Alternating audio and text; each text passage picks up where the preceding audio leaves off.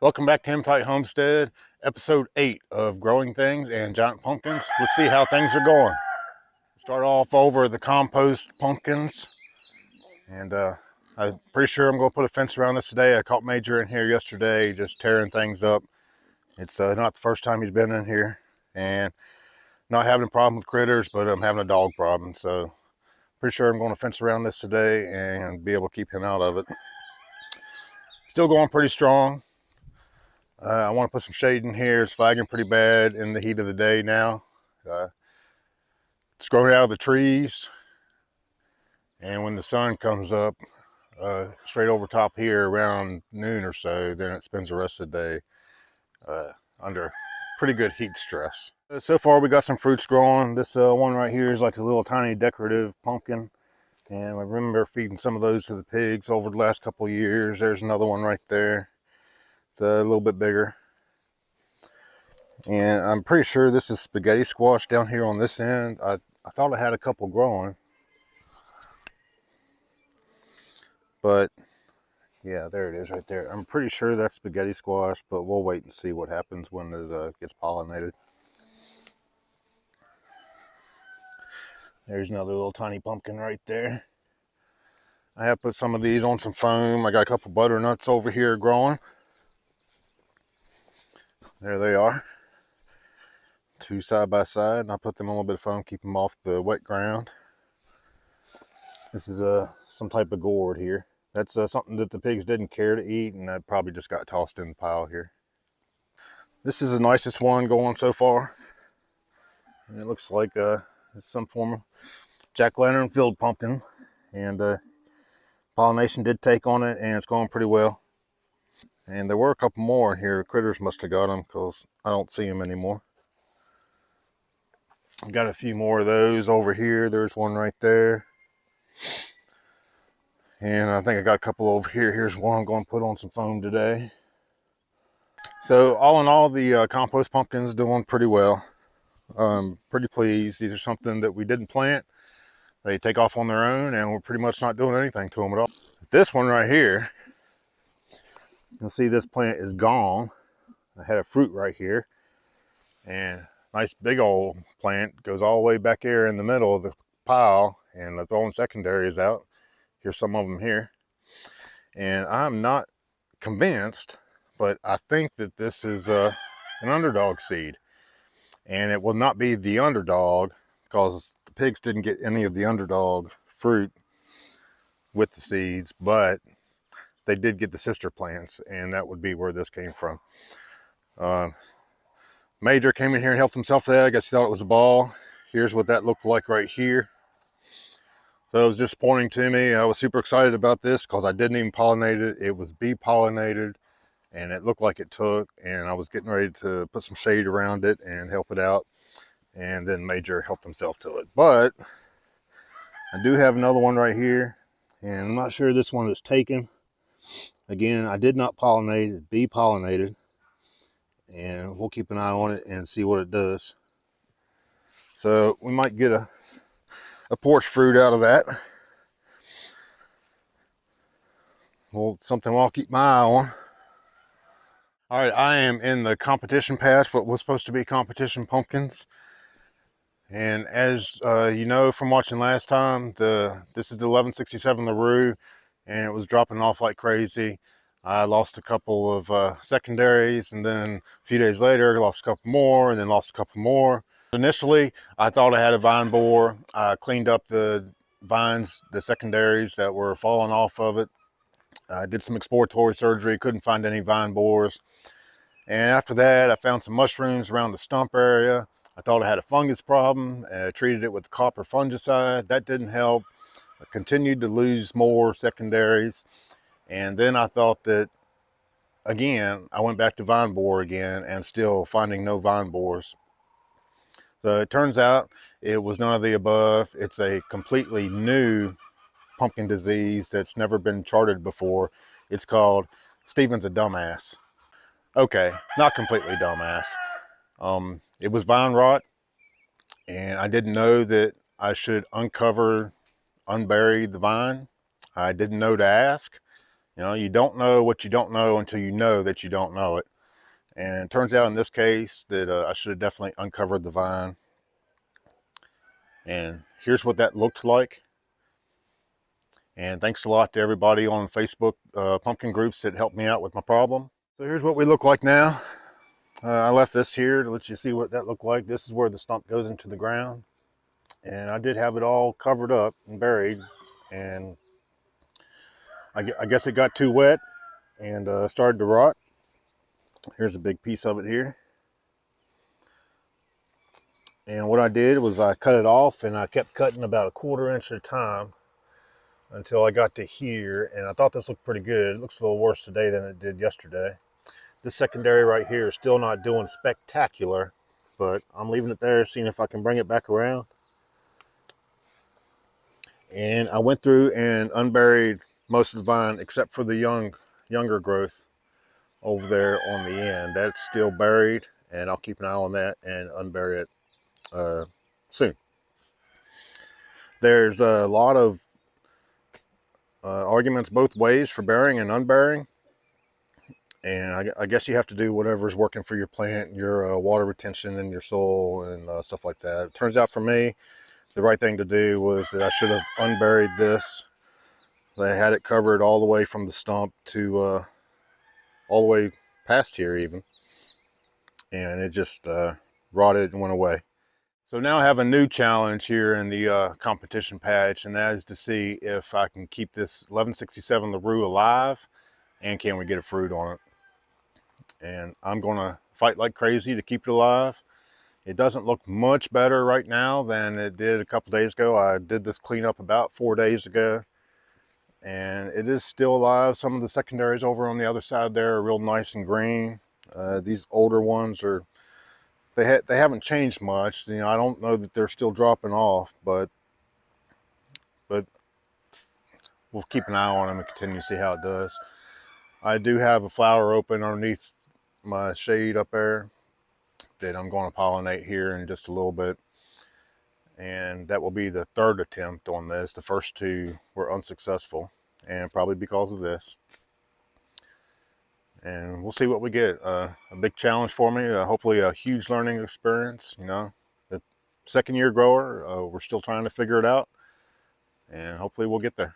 1152 Caspers, and after I had the problem with the 1167 LaRue, I went through here and uncovered most of the vine. I still have the young growth up here covered. And this leaf right here, that's been eaten on by bugs. And I thought I had the bugs under control, but apparently I still do not. We'll continue to work on that. It is a lot better though. This is all nice and green here and growing pretty well. Here, this plant has faced a lot of adversity. The heat hut collapsed on it and broke some vines off of it. And then the shade hut got filled with rainwater and collapsed and did that again. So this plant has faced a lot of adversity through its growth, and I'm pretty pleased with how it's battled back. I do have a fruit on the end of that secondary there. I'm going to leave that alone. I got one here on this secondary and another one up here on this secondary. I'm going to let those go right now until we know that we can get a fruit on here. I had my S-curve set up in here, had a fruit pollinated that did not take, and I'm going to remove this guy today. That's it right there. I can't remember. I have to go back and look in my book and see what the DAP on that is. I don't remember, but it was unsuccessful. And I've been watching it, and it started doing this yesterday, and it wasn't growing anymore. I already knew it wasn't unsuccessful, but I didn't want to take it off until I knew 100%. And now we know 100%, and that will come off. I do have one right here that is, this is the DAP 3 right now. And this flower opened up, and I didn't get home to pollinate it until after work, and I don't think it's going to be successful, but we'll see. I'm not going to terminate it until I know. And then also on the main vine down here, I got another one right there that I'll continue to keep my eye on, and I'll definitely pollinate that when it opens up. So I'm thinking about resetting my S-curve here. This is in a bad spot anyway. It's growing up right against the fence back there. You can't see it here, but there's the fence, runs right to the back from here. And Not the ideal location for the pumpkin to grow, but it was the one that we had. Here's another secondary pumpkin right here. I'm gonna keep my eye on. That could be a potential candidate to try and grow a fruit. And I'm also running out of room.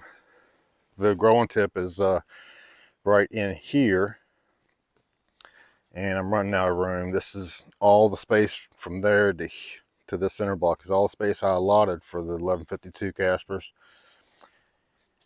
And now I gotta rethink it and see what we want to do there. If this secondary continues to drop off, I actually considered terminating it and then resetting this vine to go up through here. But I don't know about that yet. I'll just have to give it a few more days and see if this fruit takes or not. If that fruit back there does take, then I'm gonna pull the vine back to the middle up in here, and then try and S it back around, and then I'll have to terminate it up in here somewhere, which is also not ideal, but it's what we got. I'm already thinking about some things I can do different in here next year to make things better. For starters, I can't go out anymore this way because I need access to drive up through here, but I can go that way. And I think if I take this lean-to that we never finished on the tool shed and remove all that and put it on the other side, then I can go that way too. And that'll increase the size of the patch pretty good deal. And then I'll do 2 pumpkins in the middle back to back, one growing that way, one growing this way next year. I think that's the route we'll go next year. And it definitely need to do something better. The 1167 LaRue, a new challenge for me. Can I keep it alive, and can I get a fruit on it? And the 1152 Caspers, which we're still watching potential fruits. Middle of July here, we're running out of time, and I'm running out of space. But enough about what's not going well. Let's go look at a few things that are going well. All right, we are in the underdog patch, and this thing is just impressing the heck out of me. Back in the spring, if you told me that these 2 plants were going to fill up this patch, I would have laughed at you. I grew 4 of the underdog plants in here last year, and they got like 6 to 10 feet long at the most.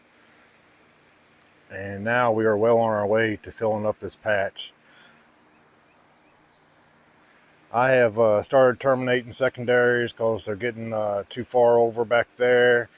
Terminated ones going through the fence, and terminated ones that were going through this fence. And I also terminated some in the middle because I've kind of lost track on what's a house secondary and what's coming off the underdog. So I started terminating secondaries in the middle so I can keep control of where everything's at. There's a look at the underdog. I taped it yesterday at an estimated 38 pounds, so it is halfway to where we were last year, middle of July. It is a, let's see, today is 16th, so it is a DAP 22. And I'm pretty pleased with that so far. And then the 400 house. All right, the 400 house is growing pretty well. Yesterday, I put it on my sand. I got a piece of 3/4 inch plywood with some foam on top of it. This is a paper machine dryer felt and sand. And you see right there, I gouged it yesterday. I hit it with this piece of board, and it actually looks pretty good to me today. I reached out to some people on Facebook, and thanks for everybody's help on that. I cleaned it off with the bleach solution and put a fan on it. Now, I had a problem back there on the underdog vine. It looked like it had been stepped on by somebody or something, and it was crushed and starting to rot. And I reached out, and I was told to put a fan on it, and I said, no, man, there's got to be another way, because this is way too far away from the house to put fans. And then yesterday when I gouged this, the solution again was to put a fan on it. So I bit the bullet and bought a couple 100 feet of extension cord, and now I got fans on both these plants, and I'm actually happy I did that because it's going to be way better for growing these. So I wanted to name all my plants, and the underdog already has a name. The 2 big, what were supposed to be competition pumpkins, don't have anything to name yet. This one has officially reached the point where I'm going to give it a name. And this is a nice Halloweeny name. This is the 400 House of 1,000 Corpses. So super excited about this. Again, these two plants over here are not competition plants, but they're going to be personal best, hopefully. And which one's going to get bigger? I think this one's going to get bigger, obviously. But I'm super excited about this one. So this is the 400 House of 1,000 Corpses. The stump for the underdog is back there underneath that chair and shaded. And the stump for the 400 house right here. I need to put something over top of that. I was trying to clean up over there where you see them buckets. I was trying to clean up on the other side of that. I got some zucchini and squash plants in there, and you can see the weeds are taking control. And maybe I can get over here and get a better look at that. Here's where I'm terminating these vines so they don't go through the fence. And I got a few more here, and I'm going to let them get all the way to the fence before I terminate them. I've already terminated that one, and I'm going to let this one go a little bit more. I also got some tertiaries that I cleaned up out of here yesterday. But this area right here I was telling you about, I was trying to clean that up and I ran into yellow jackets. And I couldn't pinpoint their exact location. They are somewhere in this area here, or actually in these plants here. Again, I had no idea that these two pumpkins would grow like they are, or I wouldn't have even put these here. But this is about the only thing doing decent in my garden because this is getting the focus of the water. And so I'm not going to fool with this anymore. I don't want to get eat up with yellow jackets, and I'm definitely not going to gas them out because I don't want to leach gas into my pumpkin plants. All right, that is Growing Things episode 8. These guys are not long from filling up the rest of this patch. 400 house and the underdog. How big are they going to get? We got a new challenge ahead of us. Can we keep the 1167 LaRue live, and can we get fruit on it? You want to find out all that stuff, hit that subscribe button. Thanks a lot for watching, and we will see you next time.